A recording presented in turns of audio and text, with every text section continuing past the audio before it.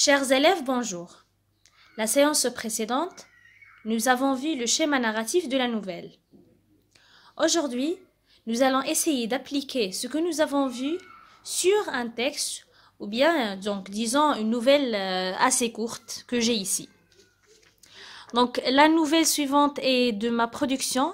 Donc, je vais procéder à une lecture et par la suite, nous allons essayer donc de délimiter le schéma, donc les étapes, les 5 différentes étapes, et voir chacune leurs caractéristiques selon ce que nous avons dit dans la vidéo précédente.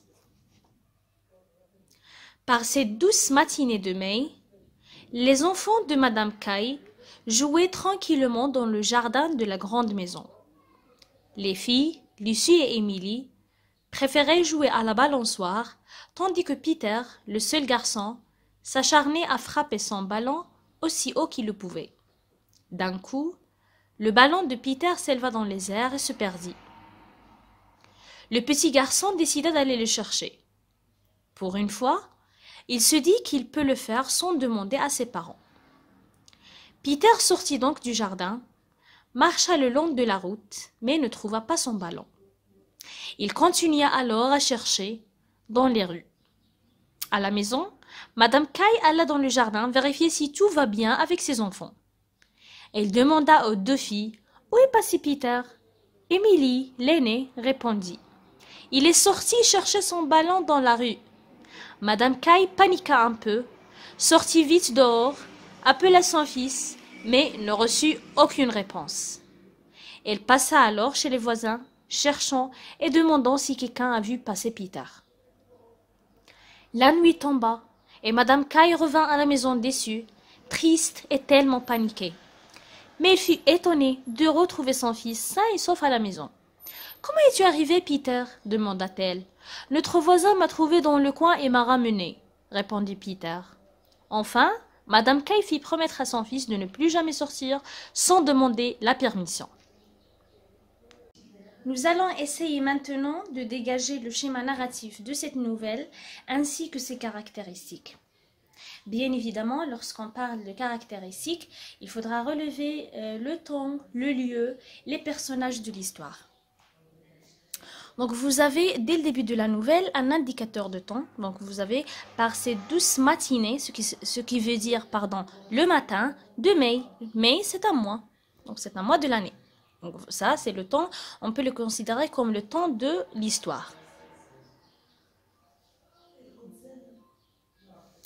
Les enfants de Madame Caille jouaient tranquillement dans le jardin de la grande maison.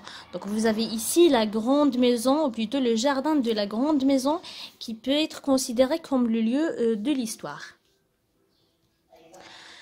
Pour les personnages, donc nous allons procéder encore dès le début du texte. Et donc nous avons ici Madame Caille, vous avez les filles Lucie et Émilie, et vous avez également Peter. Comment j'ai reconnu tout ça?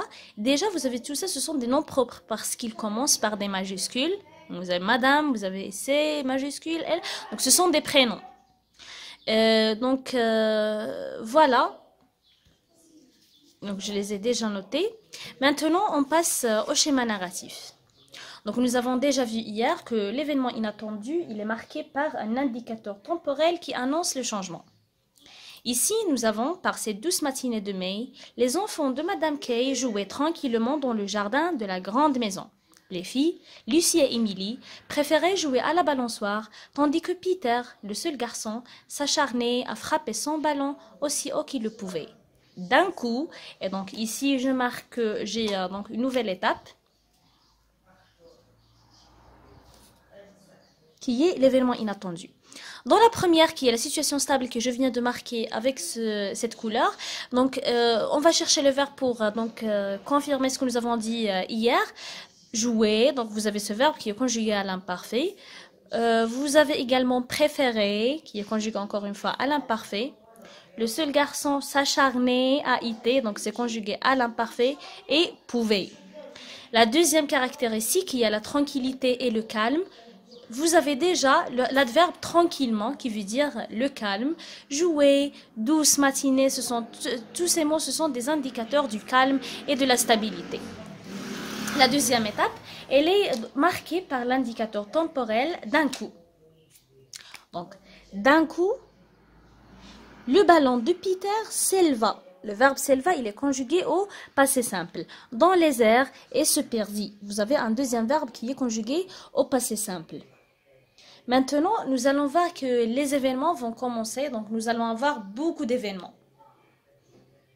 Cette troisième étape est connue par avoir donc beaucoup de verbes qui sont conjugués au passé simple, ce que nous allons essayer de chercher maintenant. Donc, vous avez le petit garçon décida. Voici un premier verbe. Il se dit, un deuxième verbe. Sortit, un troisième. Marcha, un quatrième. Ne trouva pas.